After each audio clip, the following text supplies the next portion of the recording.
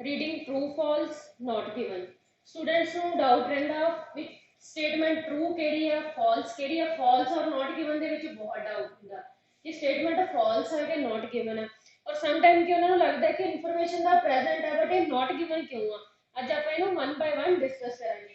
First one is true, true और some time लिखा होंगे T N N G symbol दिते होंगे ਜਾਂ ਇਹ ਵੀ ਲਿਖਿਆ ਹੁੰਦਾ yes no ਨॉट given.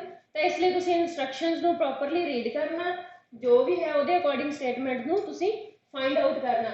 First truth की है fact is clearly written. Fact means जो इन्फॉर्मेशन है, कोई भी इन्फॉर्मेशन है किसी चीज की गल की है वो चीज क्लियरली रिटन होगी, अवेलेबल होगी उस स्टेटमेंट दे विच और as well as in passage. दोनों जगह वो स्टेटमेंट दे विच ते पैसेज दे विच इंफॉर्मेशन अवेलेबल होगी। So fact is clearly written. Clearly तो पता होगा कि ये चीज लिखी हुई है और ट्रू आ, ठीक है। Next is synonymous. ਇਹਦੇ ਨਾਲ ਜਿਸ ਤਰ੍ਹਾਂ ਆਪਾਂ ਪਹਿਲਾਂ ਗੱਲ ਕੀਤੀ ਹੈ ਆਲਟਰਨੇਟਿਵ ਵਰਡਸ ਦੀ, ਜਿਹੜਾ ਆਲਟਰਨੇਟਿਵ ਵਰਡ ਆ ਉਹ ਯੂਜ਼ ਕੀਤਾ ਹੋਊਗਾ ਸਟੇਟਮੈਂਟ ਦੇ ਵਿੱਚ। ਕਿਸੇ ਵੀ ਚੀਜ਼ ਦਾ ਆਲਟਰਨੇਟਿਵ ਵਰਡ ਯੂਜ਼ ਕੀਤਾ ਹੋਵੇ, ਕਿਸੇ ਵੀ ਵਰਡ ਦਾ, ਹੋ ਸਕਦਾ ਉਹਦੀ ਕੁਆਂਟੀਟੀ ਦਾ ਹੋਵੇ, ਉਹਦੀ ਕੁਆਲਿਟੀ ਦਾ ਹੋਵੇ ਜਾਂ ਉਹਦੇ ਨੰਬਰਸ ਦਾ ਹੋਵੇ। ਨੈਕਸਟ ਤੁਸੀਂ ਜਦੋਂ ਸਟੇਟਮੈਂਟ ਨੂੰ ਪਹਿਲਾਂ ਰੀਡ ਕਰ ਲੈਣਾ, ਉਸ ਟਾਈਮ ਤੁਸੀਂ ਕੀ ਕਰਨਾ, read statement then underline synonyms. ਕੀ ਚੀਜ਼ ਆ, ਫॉर एग्जांपल जिस तरह स्टेटमेंट है हनी बीज eat both nectar and pollen. ਇਹਦੇ ਚ ਸਟੇਟਮੈਂਟ ਆਪਾਂ ਰੀਡ ਕਰ ਲਈ, ਇਹਦੇ ਚ ਆਪਾਂ ਦੇਖ ਲਿਆ, ਆਪਾਂ ਨੂੰ ਲੱਗਦਾ ਹੈ ਕਿ ਈਟ ਬੋਥ ਕਿਤੇ ਦੋ ਚੀਜ਼ਾਂ ਦੀ ਗੱਲ ਕੀਤੀ ਆ।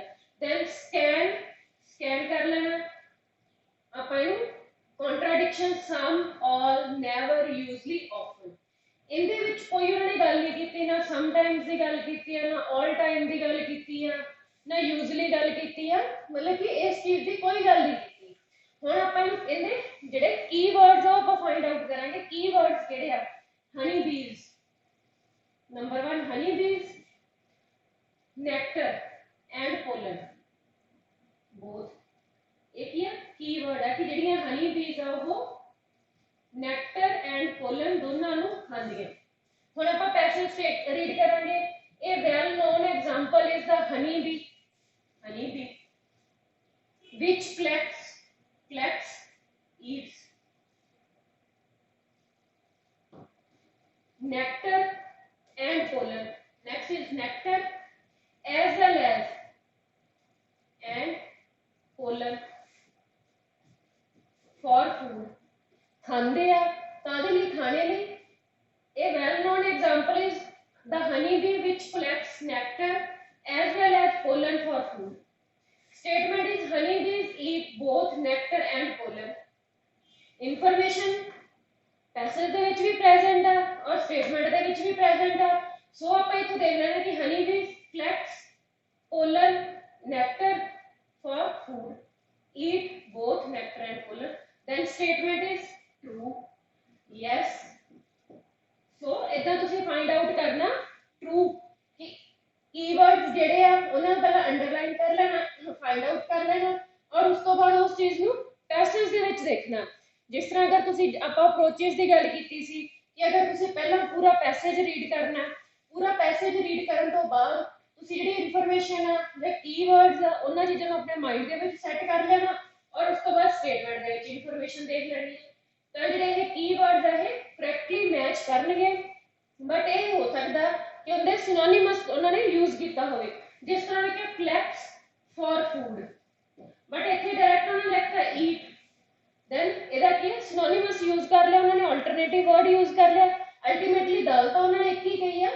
सो ਜਿਹੜੀ ਇਨਫੋਰਮੇਸ਼ਨ ਕਲੀਅਰਲੀ ਰਿਟਨ ਹੋਊਗੀ, ਅਲਟਰਨੇਟਿਵ ਫਾਰਮ ਦੇ ਵਿੱਚ ਹੋਊਗੀ, ਤਾਂ ਆਪਾਂ ਉਸ ਚੀਜ਼ ਨੂੰ ਧਿਆਨ ਨਾਲ ਦੇਖ ਕੇ ਦੇਖਣਾ ਕਿ ਉਹ ਚੀਜ਼ ਟਰੂ ਹੈ ਅਗਰ ਪ੍ਰੈਜ਼ੈਂਟ ਹੈ ਦੋਨੋਂ ਜਗ੍ਹਾ ਦੇ ਉੱਤੇ।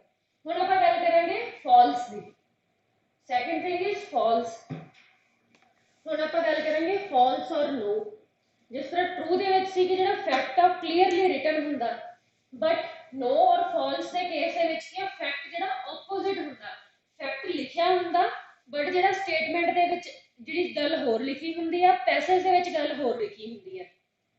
ਇੱਕ ਜਗ੍ਹਾ ਉਹ ਚੀਜ਼ ਪੋਜ਼ਿਟਿਵ ਇਨਫੋਰਮੇਸ਼ਨ ਹੁੰਦੀ ਆ, ਦੂਸਰੀ ਜਗ੍ਹਾ ਉਹ ਨੈਗੇਟਿਵ ਹੁੰਦੀ ਆ। जिस तरह all versus some, जिस तरह all seasons, only in winter, only in summer, all type of food with selected variety of food। ਗੱਲ ਇਹ ਹੈ ਕਿ ਨਾ ਗੱਲ ਤਾਂ ਹੋਈ ਆ ਬਟ ਕਿ ਉਹਦੇ ਆਪੋਜ਼ਿਟ ਗੱਲ ਹੋਈ ਆ।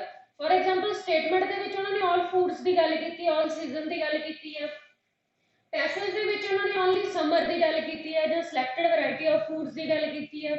ਇਸੇ ਤਰ੍ਹਾਂ ਜਿਹੜਾ ਸਟੇਟਮੈਂਟ ਦੇ ਵਿੱਚ ਘੱਟ ਦੀ ਗੱਲ ਹੋ ਸਕਦੀ ਹੈ, ਪੈਸੇਜ ਦੇ ਵਿੱਚ ਵੱਧ ਦੀ ਹੋ ਸਕਦੀ ਹੈ। ਜਿਸ ਤਰ੍ਹਾਂ ਫॉर एग्जांपल ਸਟੇਟਮੈਂਟ ਬੀਜ਼ ਰੇਅਰਲੀ ਰਿਸਪੌਂਡ ਟੂ ਸੈਂਟ। ਉਹ ਕਹਿੰਦੇ ਕਿ ਜਿਹੜੇ ਬੀਜ਼ ਆ ਉਹ ਰੇਅਰਲੀ ਰਿਸਪੌਂਡ ਕਰਦੇ ਆ ਕਿਸੇ ਸਮੈਲ ਨੂੰ, ਕਿਸੇ ਫ੍ਰੈਗਰੈਂਸ ਨੂੰ, ਕਿਸੇ ਵੀ ਸੈਂਟ ਨੂੰ ਰੇਅਰਲੀ ਉਹ ਰਿਸਪੌਂਡ ਕਰਦੇ ਆ।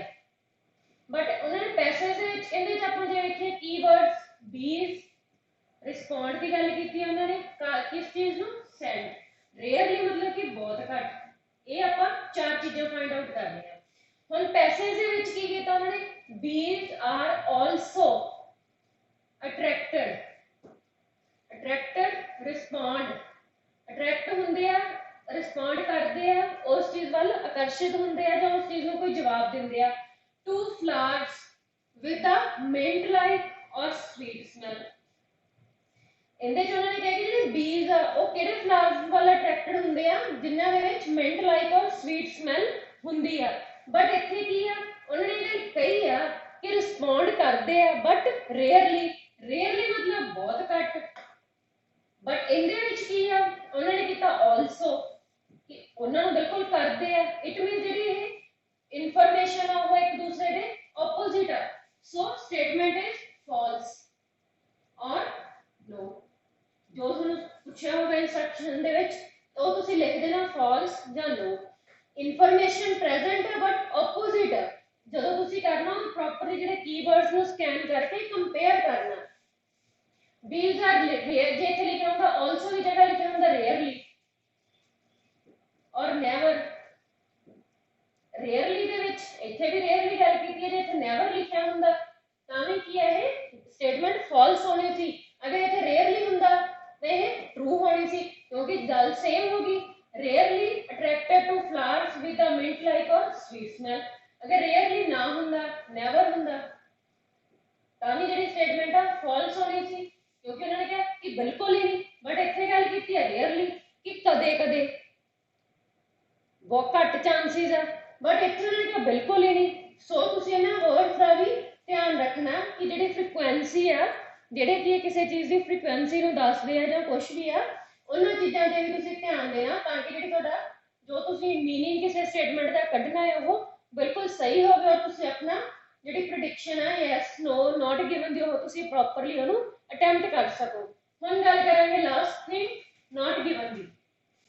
इस नॉट गिवन और फॉल्स ਦੇ ਵਿੱਚ ਸਟੂਡੈਂਟਸ ਨੂੰ ਬਹੁਤ ਕਨਫਿਊਜ਼ਨ ਹੁੰਦੀ ਆ। ਹੁਣ ਤੁਸੀਂ ਸਮਝਣਾ ਚੰਗੀ ਤਰ੍ਹਾਂ ਫਾਲਸ ਦੇ ਵਿੱਚ ਕੀ ਹੁੰਦਾ ਔਰ ਨॉट गिवन ਦੇ ਵਿੱਚ ਕੀ ਹੁੰਦਾ। ਲਾਸਟ ਥਿੰਗ ਆਪਾਂ ਡਿਸਕਸ ਕਰਾਂਗੇ नॉट गिवन। ਹੁਣ ਆਪਾਂ ਗੱਲ ਕਰਾਂਗੇ नॉट गिवन ਜਿਹਨੂੰ ਤੁਸੀਂ NG ਨਾਲ ਵੀ ਡਿਨੋਟ ਕਰ ਸਕਦੇ ਹੋ।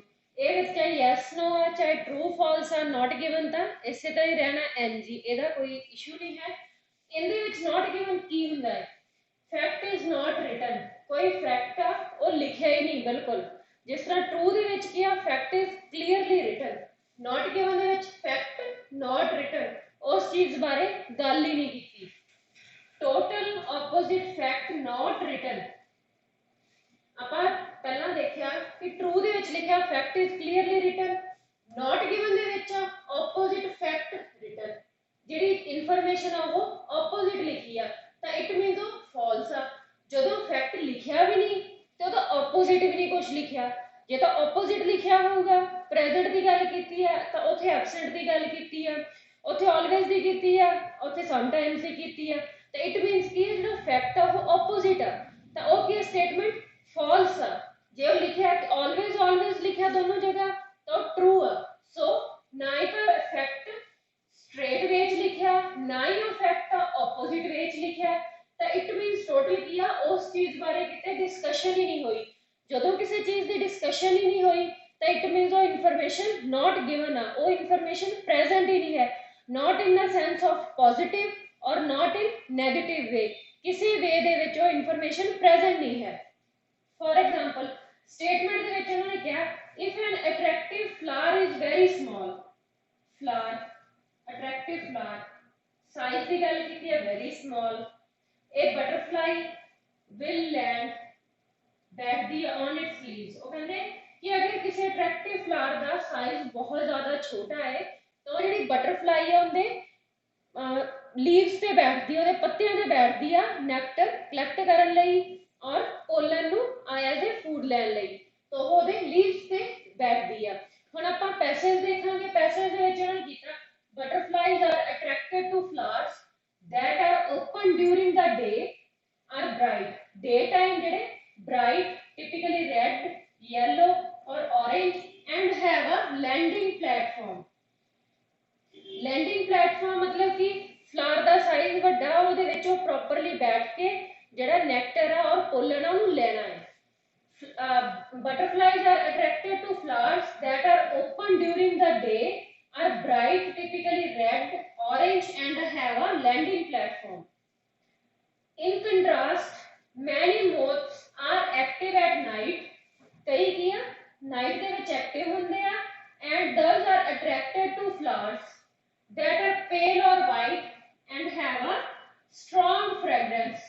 कि डे टाइम वो ਜਿਹੜੇ ਬ੍ਰਾਈਟ ਕਲਰ ਦੇ ਫਲਾਵਰਸ ਨੂੰ ਅਟਰੈਕਟ ਕਰਦੇ, ਉਹਨਾਂ ਨੂੰ ਅਟਰੈਕਟ ਕਰਦੇ ਆ ਵਿਦ ਲੈਂਡਿੰਗ ਪਲੇਟਫਾਰਮ, ਔਰ ਨਾਈਟ ਟਾਈਮ ਕੀ ਆ ਉਹ ਪੇਲ ਔਰ ਵਾਈਟ ਫਲਾਵਰਸ ਦੇ ਵੱਲ ਅਟਰੈਕਟ ਹੁੰਦੇ ਆ। ਲੀਵਸ ਦੀ ਤਾਂ ਉਹਨਾਂ ਨੇ ਕਿਤੇ ਗੱਲ ਹੀ ਨਹੀਂ ਕੀਤੀ, ਇਟ ਮੀਨਸ ਲੀਵਸ ਦੀ ਕੋਈ ਡਿਸਕਸ਼ਨ ਹੀ ਨਹੀਂ ਕੀਤੀ। ਫਲਾਵਰ ਆ, ਫਲਾਵਰ ਦੇ ਵਿੱਚ ਉੱਥੇ ਉਹਦੇ ਉੱਪਰ ਕੋਈ ਲੈਂਡਿੰਗ ਸਰਫੇਸ ਹੋਊਗਾ ਤਾਂ ਉੱਥੇ ਉਹਨਾਂ ਨੇ ਬੈਠਣਾ ਹੈ ਔਰ ਜਿਹੜੀ ਆਪਣੀ ਫੀਡ ਆ ਉਹ ਕਲੈਕਟ ਕਰਨੀ ਹੈ। ਬਟ ਇੱਥੇ ਉਹਨਾਂ ਨੇ ਕੀ ਕਿਹਾ ਕਿ ਜੇ ਫਲਾਵਰ ਦਾ ਸਾਈਜ਼ ਬਹੁਤ ਛੋਟਾ ਹੈ ਤਾਂ ਉਹ ਕਿ ਉਹਦੇ ਲੀਵਸ ਤੇ ਬੈਠ ਜਾਂਦੇ ਆ। ਇੱਥੇ ਤਾਂ ਉਹਨਾਂ ਨੇ ਫਲਾਵਰਸ ਦੀ ਕੋਈ ਸਾਈਜ਼ ਦੀ ਗੱਲ ਹੀ ਨਹੀਂ ਕੀਤੀ, ਜਸਟ ਉੱਥੇ ਉਹਨਾਂ ਨੇ ਕਲਰਸ ਦੀ ਗੱਲ ਕੀਤੀ ਆ, ਡੇ ਦੀ ਗੱਲ ਕੀਤੀ ਆ ਔਰ ਨਾਈਟ ਦੀ ਗੱਲ ਕੀਤੀ ਆ। At night, at day, bright or typically red. ਇੱਥੇ ਉਹਨਾਂ ਨੇ ਗੱਲ ਕੀਤੀ ਆ ਪੇਲ ਔਰ ਵਾਈਟ, ਲਾਈਟ ਕਲਰ ਦੇ ਜਿਹੜੇ ਹੁੰਦੇ ਆ ਵਿਦ ਅ ਸਟਰੋਂਗ ਫ੍ਰੈਗਰੈਂਸ। ਜਦ ਕਿ ਸਟੇਟਮੈਂਟ ਦੇ ਵਿੱਚ ਇਹ ਕੁਝ ਪੁੱਛਿਆ ਹੀ ਨਹੀਂ ਉਹਨਾਂ ਨੇ। ਸਟੇਟਮੈਂਟ ਦੇ ਵਿੱਚ ਉਹਨਾਂ ਨੇ ਇਹ ਗੱਲ ਕਹੀ ਆ ਕਿ ਵੈਰੀ ਸਮਾਲ ਫਲਾਵਰਸ ਜਿਹੜੇ ਹੁੰਦੇ ਆ ਉਹਨਾਂ ਦੇ ਲੀਵਸ ਤੇ ਬੈਠ ਜਾਂਦੇ ਆ। ਇੱਥੇ ਉਹਨਾਂ ਨੇ ਇਸ ਚੀਜ਼ ਨੂੰ ਡਿਸਕਸ ਹੀ ਨਹੀਂ ਕੀਤਾ, ਕੁਝ ਬਿਲਕੁਲ ਹੀ ਆਪੋਜ਼ਿਟ ਇਨਫੋਰਮੇਸ਼ਨ ਵੀ ਨਹੀਂ ਹੈ। ਜਾਂ ਇੱਥੇ ਉਹਨਾਂ ਨੇ ਗੱਲ ਕੀਤੀ ਹੁੰਦੀ ਕਿ ਉਹ ਕੀ ਆ ਉਹਨਾਂ ਦੇ ਲੀਵਸ ਤੇ ਬੈਠਦੇ ਆ ਜਾਂ ਕੁਝ ਵੀ ਉਹਨਾਂ ਨੇ ਇਹਦੇ ਨਾਲ ਕੀਤਾ ਹੁੰਦਾ ਤਾਂ ਆਪਾਂ ਫਾਲਸ ਕਹਿ ਦਿੰਦੇ, ਜਾਂ ਉਹਨਾਂ ਨੇ ਵੈਰੀ ਸਮਾਲ ਫਲਾਵਰਸ ਦੀ ਗੱਲ ਕੀਤੀ ਹੁੰਦੀ ਤਾਂ ਉਹਨਾਂ ਦੇ ਉੱਪਰ ਰੇਅਰਲੀ ਬੈਠਦੇ ਜਾਂ ਕੁਝ ਵੀ ਹੈ ਤਾਂ ਆਪਾਂ ਉਹ ਕਹਿ ਸਕਦੇ ਸੀ। ਬਟ ਇਹਦੇ ਕੀ ਆ ਬਿਲਕੁਲ ਹੀ ਕੋਈ ਇਨਫੋਰਮੇਸ਼ਨ ਮੈਚ ਨਹੀਂ ਹੈਗੀ, ਇਸ ਚੀਜ਼ ਨੂੰ ਕੁਝ ਉਹਨਾਂ ਨੇ ਡਿਸਕਸ ਹੀ ਨਹੀਂ ਕੀਤਾ। So it means the information is not given. ਹੁਣ ਤੁਹਾਨੂੰ ਕਲੀਅਰਲੀ ਮੈਂ ਦੱਸਿਆ ਕਿ ਜਿਹੜੀ ਨਾਟ ਗਿਵਨ ਇਨਫੋਰਮੇਸ਼ਨ ਆ, ਫੈਕਟ ਆ, ਉਹ ਨਾ ਤਾਂ ਪੋਜ਼ਿਟਿਵ ਵੇ 'ਚ ਪ੍ਰੈਜ਼ੈਂਟ ਆ ਨਾ ਉਹ ਆਪੋਜ਼ਿਟ ਵੇ ਦੇ ਵਿੱਚ ਪ੍ਰੈਜ਼ੈਂਟ ਆ। ਅਗਰ ਫੈਕਟ ਆਪੋਜ਼ਿਟ ਵੇ ਦੇ ਵਿੱਚ ਪ੍ਰੈਜ਼ੈਂਟ ਹੈ ਤਾਂ ਸਟੇਟਮੈਂਟ ਇਜ਼ ਫਾਲਸ, ਅਗਰ ਸਹੀ ਵੇ ਦੇ ਵਿੱਚ ਪ੍ਰੈਜ਼ੈਂਟ ਹੈ ਤਾਂ ਉਹ ਟਰੂ। ਸੋ ਹੁਣ ਤੁਸੀਂ ਧਿਆਨ ਕਿਹੜੀਆਂ ਗੱਲਾਂ ਦਾ ਰੱਖਣਾ ਕਿ ਜਦੋਂ ਕੋਈ ਵੀ ਸਟੇਟਮੈਂਟ ਆ ਉਹਨੂੰ ਪ੍ਰੋਪਰਲੀ ਸਕੈਨ ਕਰਨਾ, ਉਹਦੇ ਕੀਵਰਡਸ ਨੂੰ ਅੰਡਰਲਾਈਨ ਕਰਨਾ ਔਰ ਜਿਹੜੇ ਤੁਹਾਨੂੰ ਸਿਨੋਨੀਮਸ ਪਤਾ ਹੋਣੇ ਚਾਹੀਦੇ ਆ ਕਿ ਕਿਸੇ ਚੀਜ਼ ਦਾ ਆਲਟਰਨੇਟਿਵ ਵਰਡ ਕੀ ਆ। ਜਿੰਨਾ ਟਾਈਮ ਤੁਸੀਂ ਆਪਣੀ ਗ੍ਰਾਮਰ ਨੂੰ, ਵੋਕੈਬਲਰੀ ਨੂੰ ਇੰਪਰੂਵ ਨਹੀਂ ਕਰਦੇ ਉਹਨਾਂ ਟਾਈਮ ਤੁਸੀਂ ਕੀ ਇਹਨਾਂ ਚੀਜ਼ਾਂ ਦੇ ਵਿੱਚ ਕਨਫਿਊਜ਼ ਹੁੰਦੇ ਰਹੋਗੇ। ਹੋ ਸਕਦਾ ਕਿ ਕਿਸੇ ਸਟੇਟਮੈਂਟ ਦੇ ਵਿੱਚ ਉਹਨਾਂ ਨੇ ਗੱਲ ਵਿਲ ਦੇ ਵਿੱਚ ਕੀਤੀ ਹੈ, ਫਿਊਚਰ ਟੈਂਸ ਦੇ ਵਿੱਚ ਗੱਲ ਕੀਤੀ ਹੈ ਕਿ ਫਿਊਚਰ ਦੇ ਵਿੱਚ ਇਹ ਕੰਮ ਹੋ ਸਕਦਾ। ਸਟੇਟਮੈਂਟ ਦੇ ਵਿੱਚ ਉਹਨਾਂ ਨੇ ਗੱਲ ਪਾਸਟ ਦੀ ਕਰਤੀ ਕਿ ਇਹ ਹੋ ਚੁੱਕਾ ਹੈ, ਤਾਂ ਇਟ ਮੀਨਸ ਇਨਫੋਰਮੇਸ਼ਨ ਤਾਂ ਪ੍ਰੈਜ਼ੈਂਟ ਆ ਬਟ ਕੀ ਆ ਆਪੋਜ਼ਿਟ ਪ੍ਰੈਜ਼ੈਂਟ ਆ। ਉੱਥੇ ਉਹਨਾਂ ਨੇ ਗੱਲ ਕੀਤੀ ਕਿ ਇਹ ਚੀਜ਼ ਹੋ ਸਕਦੀ ਆ, ਤਾਂ ਹੁਣ ਤੁਸੀਂ ਕਹਿ ਸਕਦੇ ਕਿ ਇਹ ਚੀਜ਼ ਨਿਕਲ ਚੁੱਕੀ ਹੈ ਜਾਂ ਹੋ ਚੁੱਕੀ ਆ, ਤਾਂ ਇਟ ਮੀਨਸ ਇਨਫੋਰਮੇਸ਼ਨ ਮੈਚ ਨਹੀਂ ਕਰਦੀ, ਆਪੋਜ਼ਿਟ ਆ, ਸੋ ਉਹ ਫਾਲਸ ਆ। ਤਾਂ ਇਹਨਾਂ ਚੀਜ਼ਾਂ ਦਾ ਤੁਸੀਂ ਧਿਆਨ ਰੱਖਣਾ। ਕੀਵਰਡਸ ਨੂੰ ਤੁਸੀਂ ਸਕੈਨ ਕਰਨਾ ਨਹੀਂ ਭੁੱਲਣਾ ਪ੍ਰੋਪਰਲੀ, ਤਾਂ ਕਿ ਤੁਸੀਂ ਉਹਨੂੰ ਆਪਣੇ ਰੀਡਿੰਗ ਪੈਸੇਜ ਦੇ ਵਿੱਚ ਫਾਈਂਡ ਆਊਟ ਕਰਕੇ ਆਪਣੀ ਜਿਹੜੀ ਕੀ ਆ ਰੀਡਿੰਗ ਅਟੈਂਪਟ ਕਰਕੇ ਆਪਣਾ ਜਿਹੜਾ ਬੈਂਡ ਸਕੋਰ ਵਧੀਆ ਗੇਨ ਕਰ ਸਕੋ। ਅਗਰ ਤੁਹਾਨੂੰ ਕਿਸੇ ਤਰ੍ਹਾਂ ਦਾ ਵੀ ਕੋਈ ਡਾਊਟ ਹੈ ਜਾਂ ਰੀਡਿੰਗ ਦੇ ਵਿੱਚ ਕੋਈ ਹੋਰ ਪ੍ਰੋਬਲਮ ਆ ਜਾਂ ਕਿਸੇ ਤਰ੍ਹਾਂ ਦੇ ਕੁਐਸਚਨਸ ਨੂੰ ਲੈ ਕੇ ਤੁਹਾਨੂੰ ਕੋਈ ਪ੍ਰੋਬਲਮ ਆਉਂਦੀ ਹੈ ਡਿਊਰਿੰਗ ਪ੍ਰੈਕਟਿਸ, ਤਾਂ ਤੁਸੀਂ ਨੀਚੇ ਕਮੈਂਟਸ ਦੇ ਵਿੱਚ ਦੱਸ ਸਕਦੇ ਹੋ ਤਾਂ ਕਿ ਆਪਾਂ ਉਸ ਚੀਜ਼ ਨੂੰ ਲੇਟਰ ਔਨ ਨੈਕਸਟ ਕਲਾਸਿਸ ਦੇ ਵਿੱਚ ਆਪਾਂ ਡਿਸਕਸ ਕਰੀਏ ਕਿ ਜਿਹੜੀਆਂ ਉਹਨਾਂ ਪ੍ਰੋਬਲਮਸ ਨੂੰ ਤੁਸੀਂ ਕਿੱਦਾਂ ਖਤਮ ਕਰ ਸਕਦੇ ਹੋ ਔਰ ਆਪਣੀ ਰੀਡਿੰਗ ਨੂੰ ਕਿਸ ਤਰ੍ਹਾਂ ਇੰਪਰੂਵ ਕਰਕੇ ਵਧੀਆ ਬੈਂਡ ਸਕੋਰ ਤੁਸੀਂ ਗੇਨ ਕਰ ਸਕਦੇ ਹੋ। Thank you student.